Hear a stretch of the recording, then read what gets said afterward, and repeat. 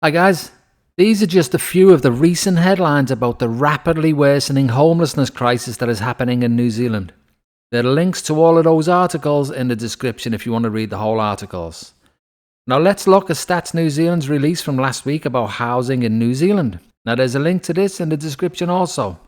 So a lot of this data comes from the 2023 census, and I would argue that things have probably got a lot worse since then, judging by the number of homeless people currently on the streets. So here are some takeouts from this report.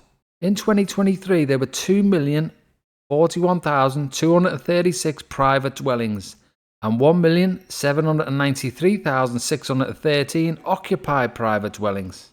So if these results are to be believed, then there are 247,623 dwellings in New Zealand that are unoccupied. Now some of these will be batches, I know, but a lot of them are going to be ghost homes. So in the 2023 census, 112,496 people, which is 2.3% of the population, were estimated to be severely housing deprived, which means homeless. So this means that there are more than 2 empty homes for every homeless person in New Zealand. And does anyone really think that's a good thing?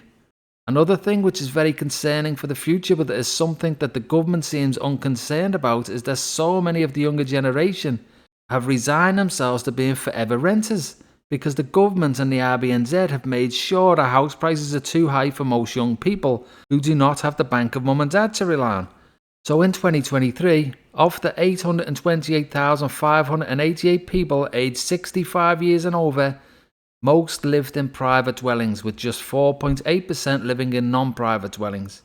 Most seniors living in private dwellings were in a household that owned their own home or held it in a family trust.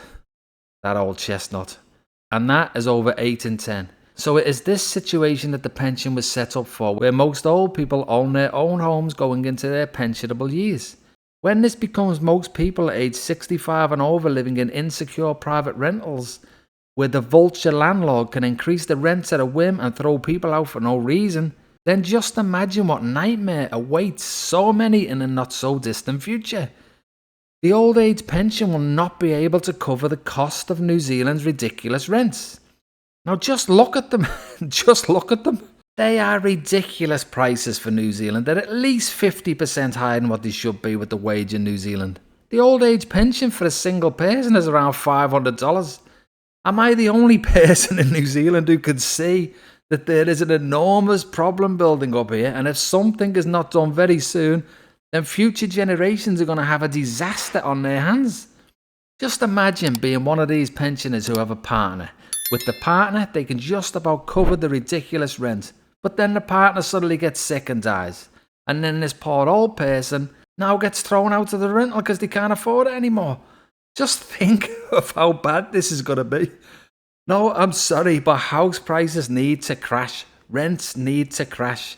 Every young person needs to be able to afford a home of their own to live in, so when they go into retirement age, they're not in this private rental market. New Zealand needs to turn its back on the landlord class who are destroying the country for their own personal gains. The government has to put a stop to these people who are collecting houses.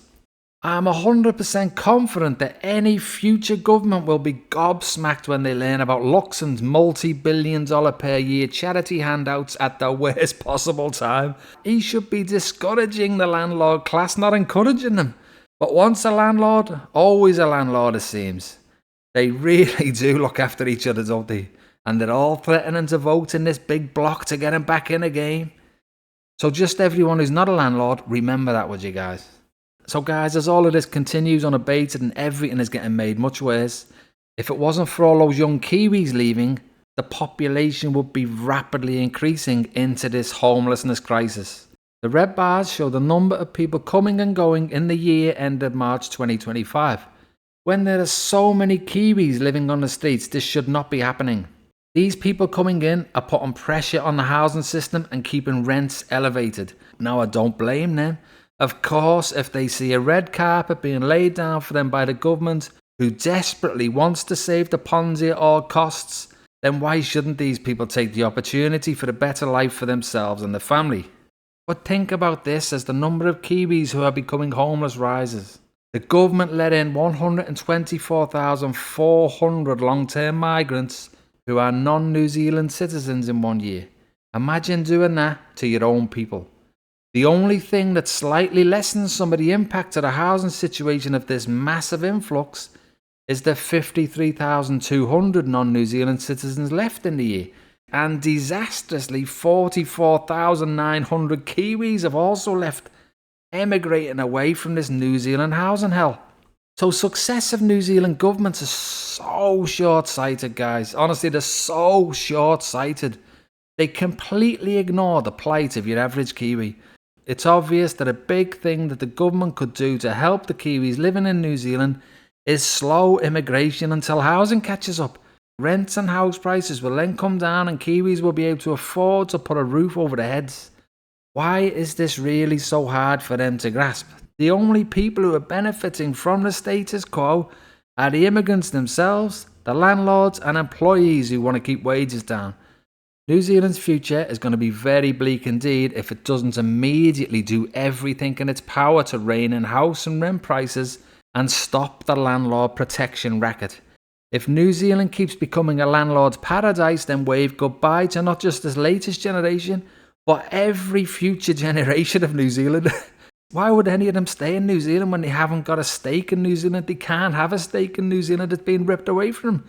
And why would they want to be forever renters in an increasingly Hunger Games style rental situation?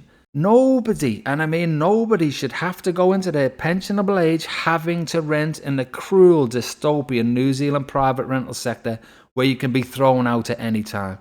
That is an absolute hellscape scenario, guys. So guys, something needs doing about this, and it needs doing about it fast. Otherwise, in 20, 30, 40 years, there's going to be homeless pensioners all over the streets. Is that what we want? Is that what Kiwis want? I just can't work out what's happening here. And guys, listen, I'm not naive enough to think that this is just a New Zealand problem. Australia's government is pumping literally millions of new people into a record-breaking housing crisis, and they really just don't care about the damage it's doing to the average Australian. And it's not just the Australians who are being affected. Kiwis are also being caught up in the great Australian betrayal. There are many Kiwis who have hit hard times in Australia and are also finding themselves homeless.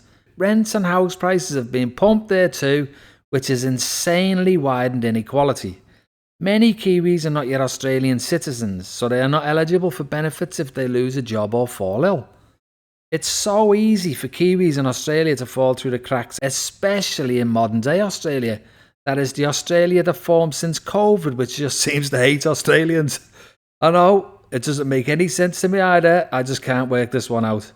So many young Australians sacrificed everything to protect older Australians during the COVID period, only to be well and truly shafted by lots of those same very old Australians who then went on a spending frenzy and bought up a load of rentals and pushed up house and rent prices. Talk about cruel to your own people, I just can't understand it, mate. So guys, listen, thanks for watching. Please subscribe to the channel and I'll see you all in the next one. Cheers for that.